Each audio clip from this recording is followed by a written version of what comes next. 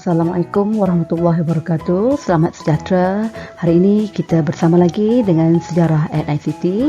Kita nak tengok langkah mempertahankan kedaulatan negara, Sejarah KFFM tingkatan 5 bab 1 Kedaulatan Negara. Bagaimana mempertahankan kedaulatan negara? Di paparan grafik tersedia 4 jawapan. Jawapan yang pertama, mewujudkan kestabilan politik dan kemakmuran ekonomi. Yang kedua, mewujudkan perpaduan kaum. Langkah yang ketiga untuk memupuk kedaulatan negara, memupuk patriotisme. Dan langkah yang keempat, mengukuhkan pertahanan negara. Itu dia 4 langkah dalam mempertahankan kedaulatan negara kita. Tetapi apa yang penting di dalam 4 langkah ini terdapatnya peranan pemerintah dan juga peranan rakyat untuk menjayakan keempat langkah mempertahankan negara. Pemerintah dan rakyat perlu berganding bahu, bersatu hati, bekerjasama demi kedaulatan negara terpelihara. Malaysia milik kita, sayanginya. Jom kita tengok koleksi peranan pemerintah dan rakyat untuk mempertahankan kedaulatan negara. Jom hafal dan suai padan atau guna pakai mengikut isu yang dikemukakan.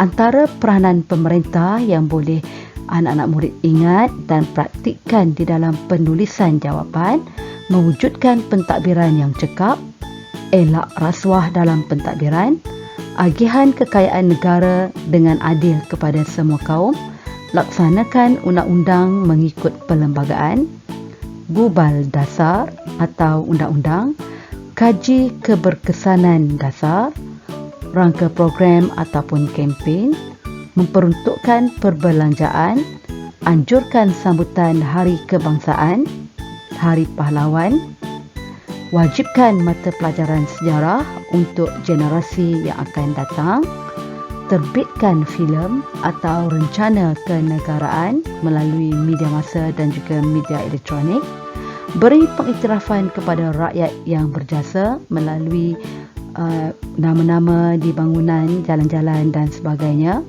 adakan perjanjian pertahanan, sertai latihan ketenteraan peringkat serantau dan juga antarabangsa, modernkan aset ketenteraan dan pastikan pasukan keselamatan sentiasa siap siaga. Itu tadi antara peranan pemerintah yang boleh dilakukan untuk mempertahankan kedaulatan negara. Sekarang kita tengok pula apakah peranan anda sebagai rakyat Malaysia dalam mempertahankan kedaulatan negara kita, Malaysia bumi tercinta. Rakyat perlu setia kepada raja dan negara, menyokong usaha dan dasar kerajaan untuk kestabilan politik, pupuk kerjasama antara kaum dalam agihan kekayaan negara, mematuhi undang-undang negara, gunakan bahasa kebangsaan, bahasa Melayu, hayati 5 prinsip rukun negara, hormati agama dan budaya pelbagai kaum, masyarakat majmuk, amalkan toleransi, semangat perkongsian, saling menghormati lambang negara, jalur gemilang, jata negara dan lagu negaraku, sanjung dan hargai adat dan warisan negara, tingkatkan imej negara, hargai tokoh pejuang negara, peka dengan isu keselamatan negara, isu pencerobohan, elakkan kolaborasi dengan pihak luar, menganggotai pasukan keselamatan atau bergelar sukarelawan dan sanggup berkorban demi negara. Itu tadi antara apa yang rakyat boleh lakukan untuk bersama-sama dengan pemerintah bagi mempertahankan kedaulatan negara. kita sediakan latihan pengukuhan untuk anak-anak murid laksanakan berdasarkan infografik yang disediakan.